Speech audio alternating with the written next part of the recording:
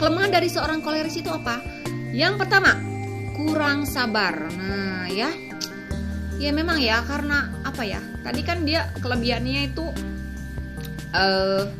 apa ya, kalau melakukan sesuatu itu harus selesai, cepat selesai ya. Jadi kadang kurang sabar ya. Kalau misalnya dia misalnya menyuruh seseorang, dan seseorang tuh ya nanti dulu, itu nggak bisa gitu, nanti itu dia harus, kalau disuruh sekarang ya sekarang selesain, lakukan gitu. Kalau targetnya hari ini selesai ya harus selesai gitu. Jadi nggak bisa gitu nunggu yaudah besok ya, nggak bisa orang itu. Nah itu yang makanya ada kelemahan ada kelebihannya. Jadi karena kelebihannya itu dia seorang pelaku yang aktif, yang cepat bertindak tadi, jadi ya kalau nggak di rem-rem ya jadi kurang sabar cenderung gitu. Jadi kalau memerintah itu harus cepat, intinya gitu. Yang selanjutnya apa? Mudah marah. Tadi ini mudah marah ini kenapa? Karena tadi dia memiliki ambisi ya, ambisi yang tinggi. Kalau misalnya ambisinya atau impiannya itu tidak, atau hal yang dia inginkan itu tidak sesuai dengan ekspektasinya, nggak sesuai dengan keinginannya, ya udah deh mudah marah orangnya. Karena kurang sabar juga. Aduh, harus dikurangin ya marah-marahnya koleris. Oke, selanjutnya menganggap dirinya selalu benar atau lebih baik dari orang lain. Jadi cenderung merendahkan orang lain gitu ya. Atau bisa dibilang sombong gitu kali ya.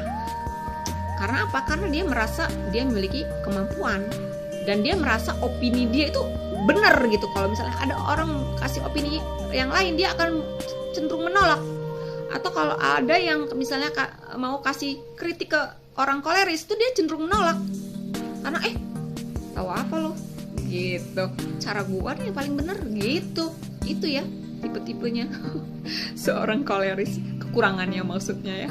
Jadi kalau kalian misalnya ketemu orang yang seperti itu, ya udah sabarin aja. Jadi namanya koleris ya seperti itu.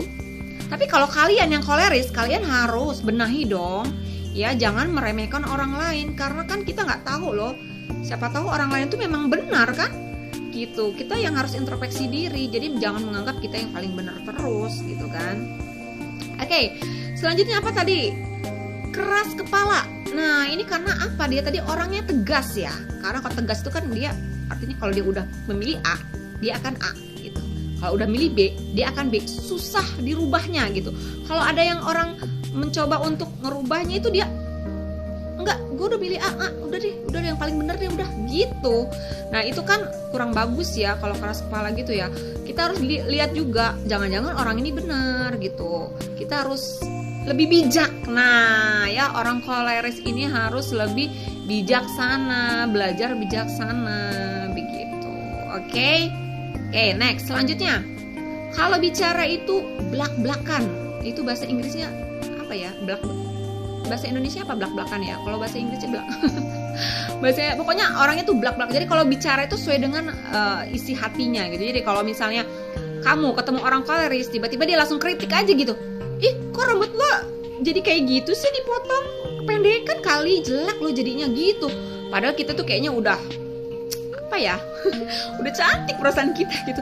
Kok dia tiba-tiba ngomong kayak gitu kan, jadi kesel ya gitu. Karena memang dia tuh kalau ngomong itu ya sesuai dengan isi hatinya, nggak bisa lembut, nggak bisa halus gitu kata-katanya ya. Misalnya kan harusnya kan kalau misalnya ada yang potong rambut terus mungkin ya memang kependekan misalnya, tapi nggak langsung kok kependekan sih, jelek banget tuh jadinya, nggak kayak gitu juga ya. Misalnya ya agak potong rambut gitu, tapi bagus loh gitu. Lain kali mungkin kalau potongnya agak dipanjangin dikit kali ya, jangan terlalu pendek banget ya gitu. Jadi orang kan cenderung nerima ya kalau ada yang ngasih masukan gitu ya. Kalau langsung blak-blakan gitu kan ya yang ada sakit hati gitu. Makanya kalau ketemu orang koleris, kalau punya teman koleris, anak koleris atau pasangan koleris, ya sabar, yang sabar ya. Kalau bisa dikasih tahu bahwa kamu itu koleris loh, koleris itu begini-begini, ada kelebihannya dan ada kekurangannya gitu ya. Dan kalau kalian yang koleris, kalian please ya benahi lagi. Makanya kalian beruntung banget ya dapat nonton video ini tuh, karena kalian bisa meminimalisir kekurangan kalian untuk bisa menjadi lebih baik gitu kan ya. Oke, itu tadi kekuatan dan kelemahan seorang koleris ya. Kalau contohnya siapa sih contoh seorang koleris nih? Kalau artis, aku contohin artis karena supaya bisa kita tahu ya sosoknya ya. Contohnya kayak kalau yang cowok itu kayak Deddy Corbuzier. Siapa yang nggak tahu Deddy Corbuzier ya? Itu contohnya. Kenapa aku bilang dia seorang koleris? Karena Deddy Corbuzier itu kalau ngomong emang belak-belakan. Dia kalau nggak suka, nggak ngomong banget. Gue nggak suka cara lo gini. Gitu dia ngomong, dia nggak sungkan gitu untuk mengutarakan isi hatinya, ya kan? Kalau kalian lihat podcastnya tuh, kalau ngomong ya nggak suka banget. Kalau suka ya suka gitu, apa adanya aja gitu, nggak bisa nyembunyiin perasaannya gitu. Selanjutnya kalau yang cewek siapa? Aku pikir kayaknya Luna Maya ya.